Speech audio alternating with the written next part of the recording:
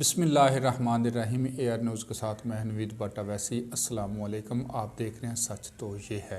नाज़रीन कराम, बात करने से पहले आपकी नज़र ये क्लिप करना चाहता हूँ जी। पाकिस्तान रियासत मदीना बनाना चाहता था। ये रियासत मदीना है जिसमें आपकी माँ बहनें बेटियाँ सड़क पर पड़ी है। क्या ये रियासत मदीना है? चौथा दिन है आप लोगों को, क्या आप लोग सड़क पर सो रहे हैं? लाइटें तक यहाँ पर बंद कर दी गई है, वॉशरूम्स बंद कर दी गए हैं। Shame on yourself. आप लोगों में से 1000-1500 मर जाएंगे, वो खुश होंगे क्योंकि उनको फंड्स मिलेंगे। उनको आम आवाम से कोई सरोकार नहीं है। नाज़रीन व सामिन, सानिया मरी की बात करने से पहले मैं आपको हिंदुस्तान की एक मिसाल पेश करता हूँ।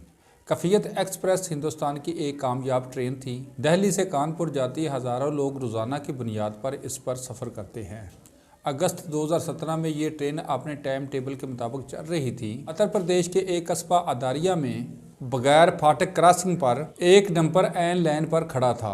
ट्रेन ड्राइवर ने ब्रेक लगाई मगर फिर भी गाड़ी डंपर से टकरा गई। हादसे में 22 मुसाफिर हिलाक हो गए और 70 के करीब लोग जख्मी हुए। देखा जाए तो बुनियादी गलती डंपर ड्राइवर की थी जो इसे रेलवे लाइन पर खड़ा कर गया था। इस क्रॉसिंग पर फाटक भी नहीं था। ट्रेन ड्राइवर ने कोशिश जरूर की लेकिन ट्रेन को हादसे से न बचा सका।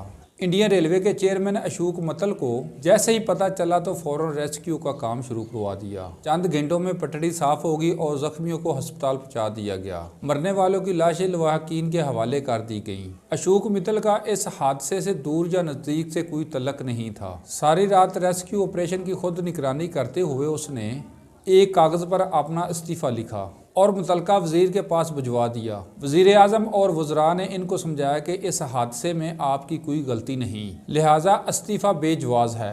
मगर अशोक मित्तल ने कहा कि वो हिंदुस्तान रेलवे का चेयरमैन है। अगर कोई हादसा होता है तो उसकी जिम्मेदारी सिर्फ और सिर्फ चेयरमैन पर ही आयद होती है।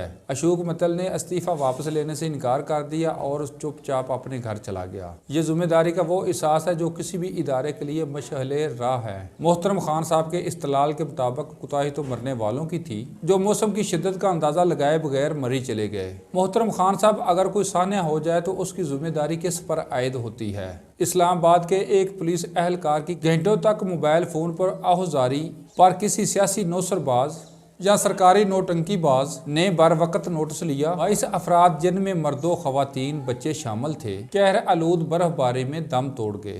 इन इंसानी जानों को मामूली अहलियत का इंतजामी अफसर बड़े आराम से बचा सकता था। मीडिया ने जान से खेड़ कर सच लोगों के सामने रख दिया और हुकूमत के पास कोई हीला बहाना भी न रहा। फिर कहीं जाकर इमदादी कार्रवाइयाँ शुरू हुईं। इस मौका पर यह कहना ज़रूरी समझता हूँ, सरकारी गफलत एक तरफ मगर इमरान खान के ट्वीट से दिल आज़ारी बिल्कुल दूसरी तरफ। खान साहब, अगर लोगों के मिजाज में लापरवाही थी तो आपकी चहेती इंतज़ामिया क्या कर रही थी? उन्होंने लोगों की हिफाजत के लिए क्या इक़दाम किए? कौन सी वार्निंग इशू की और गाड़ियों को टोल प्लाजे से वापस क्यों नहीं किया? आपके वज़रा 1.5 लाख गाड़ियाँ पहाड़ों की जानब देखकर अपनी कामयाबी के गीत के गुनगुना रहे थे। बेशुमार हिफाजती काम थे जो आपकी इंतज़ामिया करने में नाकाम रही। खान साहब, क्या 22 जानों की कुर्बानी रायगां जाएगी? अशोक मित्तल की तरह कोई भी बंदा इखलाकी मिसाल कायम करते हुए इस्तीफ़ा नहीं देगा।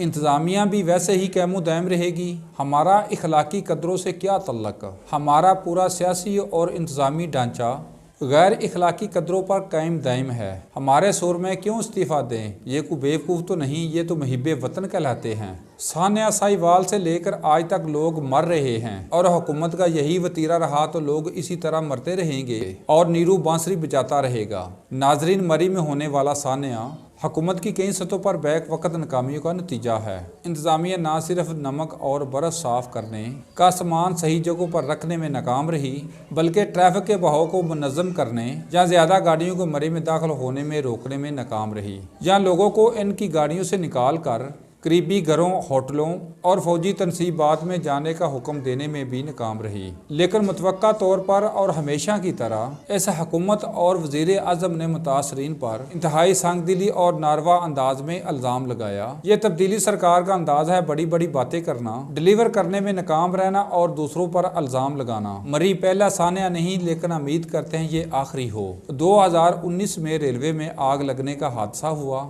जिसमें 74 अफराद लुकमा उजल बने। शेख रशीद ने गैस सिलेंडर ले जाने की वजह से जान की बाजी हारने वाले मुसाफिरों को जिम्मेदार ठहराते हुए कहा कि वही आग लगने की वजह बने। इंक्वायरी रिपोर्ट में साबित हुआ कि ये शॉर्ट सर्किट था जिसकी वजह से इतना बड़ा हादसा हुआ।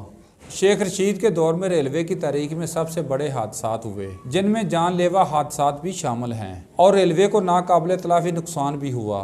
लेकिन शेख रशीद वजारत में उस वक़्त तक बरकरार रहे जब तक इन्हें वजारत दाखिला में तरक्की नहीं दी गई। ये उन खिताबात से बरअक्स है जो उस वक़्त के अपोजिशन लीडर और अब वज़ीर आज़म वज़रा की ज़िम्मेदारी लेने के बारे में फरमाया करते थे। नाज़रीन, तब्दीली सरकार के नए पाकिस्तान में सानिया साहिवाल से लेकर सानिया मरी समेत इंक्वायरी कमेटियाँ तो बनी, लेकिन किसी को कसूरवार ठहराने की जहमत ना की गई। अलमिया ये है कि कप्तान जिस चीज़ का नोटिस लेता है वो चीज़ अवाम की पहुँच से दूर हो जाती है। क्या ये है रियासत मदीना और तब्दीली सरकार? नाज़रीन किराम, आज के टॉपिक की तरफ आने से पहले एक ब्रेक दोबारा हाज़िर होते हैं।